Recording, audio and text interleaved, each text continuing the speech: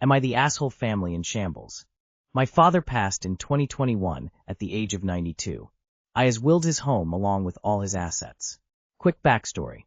In 2020, my eldest daughter and her newly married husband asked if they could move in with him, and due to COVID, I thought it would be a great idea.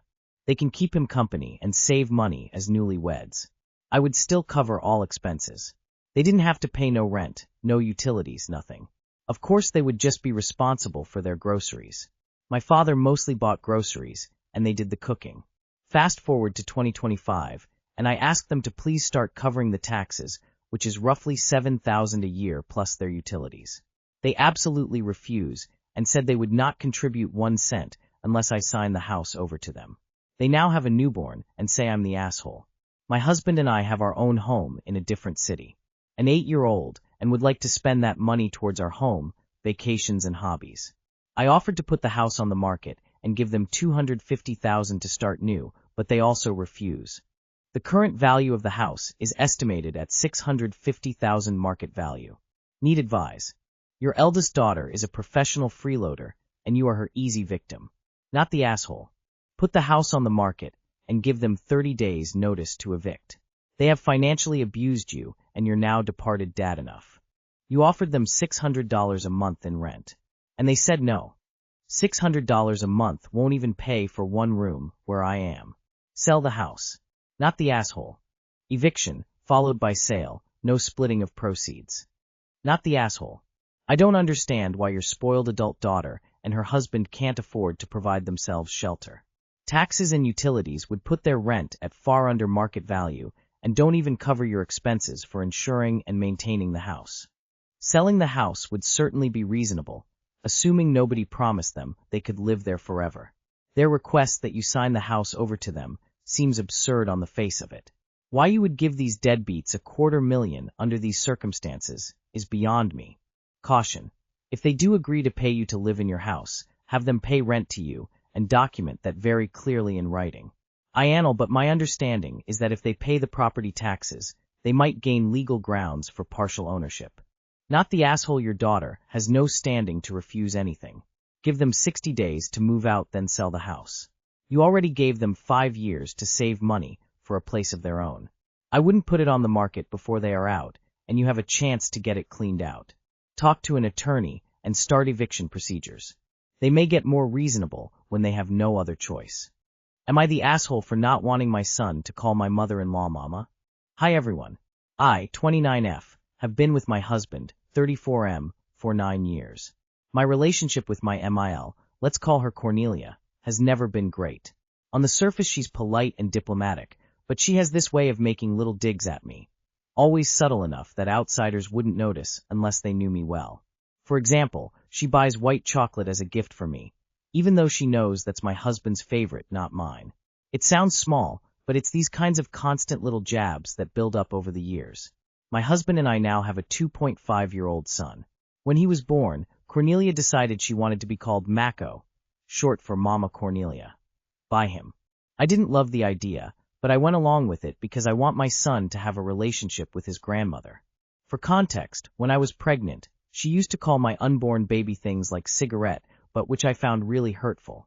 Recently, my husband took our son to visit his parents. When they came back, my son suddenly wasn't calling her Mako anymore, he was calling her Mama Cornelia. This really bothers me. To me, there's only one mama in his life, and that's me. I don't want to be petty, but I also feel like she's crossing a boundary here, maybe even deliberately. My husband sees where I'm coming from, but doesn't want to rock the boat with his mom. So Reddit, am I the asshole for not wanting my son to call my MIL mama? Not the asshole. Start referring to her as Granny at home. Also, your husband is an asshole here for not having your back. I think she needs to re-titled Grandma Corny. Edit. OP is definitely not the asshole.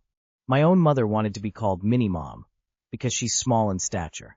Turns out she was insane. Shut. IT. Down. Now. Grandma is a perfectly acceptable moniker for a grandmother. Not the asshole. Not the asshole, just start calling her Granny Cornelia. You will say it more times than she will. The name will stick, don't budge, and don't let it continue. Talk to your husband first, and often you need to have him on side. It's creepy. Hello husband. Why are you willing to rock the boat with your wife, who is your family now and you should be supporting, but not your mom, who should not be disrespecting your wife this way? Your mother is your past. Your wife and child are your future. Act accordingly. Your wife is not the asshole, but you need to step up so you aren't the asshole here. Shine up your spine. It absolutely baffles me that there are actually grandmas out there that want to be called mama, mom, etc. by their grandchildren. Not the asshole. Am I the asshole for asking my coworker to not talk about bondage in the office? I feel like I'm losing my mind and could use some outside perspectives on this. I, 28 female, work at a small insurance agency that has 10 employees. We're an eclectic bunch, but we all do our best to get along and help one another when we can. One of our part-time receptionists, Susie, 56 female, has been acting oddly as of late, and it came to a head between her and I yesterday. Susie recently got back from a trip to her hometown of NYC, and seems to have brought a brand new obnoxious personality back as a souvenir. For the past 2 weeks she has been oversharing about her divorce, menopause, hookups she had on vacation, and her plans to become a stand-up comedian. Yesterday, she was yammering on about her dating life while I was trying to work, when all of a sudden she said, "Honestly, my dom, Ernest, is just a master with a flogger." My tone was definitely sharp when I spoke to her, but all I said was, "Susie, that was very inappropriate. Please don't talk about that kind of stuff in the office." Since then she has been very cold towards me, and has done her best to avoid doing any of the admin tasks I send her.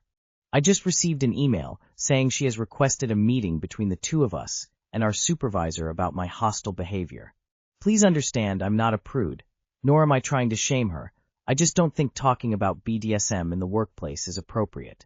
Am I the asshole? Not the asshole. You go to that meeting and you say, "I'm glad we're talking about this. Susie talks about sex and makes me uncomfortable. I'd like the harassment to stop." Not the asshole. I say this as a kinky person. She is being wildly inappropriate. I would focus on that, not the content of what she is doing. Explicit activities of any kind, vanilla or no, have no place in the workplace. In the BDSM world, this is verboten. You do not include anyone on your kinks unless they are part of them. Nobody needs to know what I do to my husband behind closed doors, and sharing it is inviting someone in without their permission. Even exhibitionism is supposed to have rules. Unfortunately, this woman seems poorly indoctrinated, and her hobby BDSM is making all of us look bad. Not the asshole. Talking about her sex life with anyone who has not given express permission for that is not appropriate, and talking about it in the workplace is doubly so. I would love to hear how she tries to spin this to the supervisor. By all means, go to the meeting. Be sure to point out that all you did was inform her that her sexual commentary was inappropriate, and ask her not to talk about such things in the office. Use phrases like inappropriate sexual comments and unprofessional work environment. This office is not a place for discussions of sexual activity, is a completely reasonable statement. Keep everything professional, not personal. Not the asshole. Not the asshole. Counter with an HR sexual harassment complaint. Repeatedly being told about sexually activity non-consensually in the workplace is sexual harassment. Am I the asshole for not trying harder to include my husband on a college visit? My 41 female, son 17 male, is a senior in high school and has verbally committed to a D1 football team. My husband, 39 male, and I are separated but still living in the same house. Over the summer we both went on all of his official visits. Even though my son is already verbally committed, a bigger and higher-ranked school asked us to come watch a game and spend the weekend. A few days ago, I asked my husband if he wanted to go. He said no because he's coaching our 8-year-old's football game, and that was the end of the conversation. Yesterday morning, the head coach called and asked who would be traveling so they could book flights and lodging. My son told him it would be me and his grandfather, my dad. We asked him to come because I don't know nothing about no football, and my son wanted him there. Before he confirmed the travel details, I asked him if he wanted me to check with his dad again. He said no, and that he wanted his grandfather to come. In the past I probably would have pushed him to ask his dad again, but I did not care this time. To be honest, I was relieved when he said he wasn't going, because he was a miserable travel partner all summer, and it gives me anxiety to think about traveling with him again.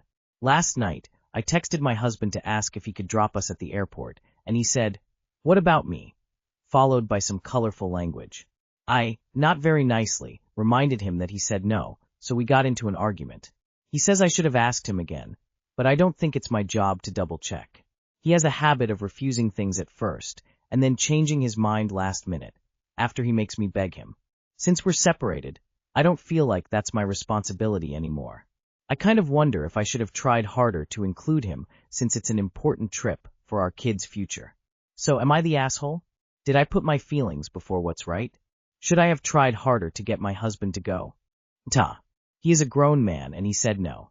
That's it, the end. As you said, it's not your job anymore to beg him. And thank goodness for that. What a fabulous boundary. Not the asshole, even your son said he wanted his grandpa there instead. Not the asshole. 1. You asked and accepted his answer as his decision. 2. It never was your job to play his annoying game of ask me again. 3. The feelings you put first were your son's. He said no, he preferred having his grandpa over his dad. Besides, didn't he have a commitment with the 8-year-old son and that team? Not the asshole. As someone who was divorced years ago, it was kind of wonderful to watch my ex stumble through life making mistakes, because there wasn't a wife around to do all the planning and preparation for everyone in the house. He missed flights often, got lost in strange cities. It was a great show from my perspective. Not the asshole. But I would set more firmer boundaries for the both of you.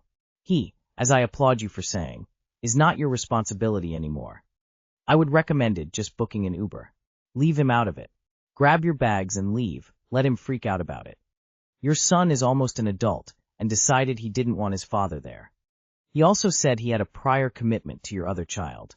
So he needs to stop acting like a kid with FOMO and do his commitments. AITA, though if he was able to go last minute and somehow got a flight, who'd be responsible and take care of your youngest? It just seems irresponsible of him.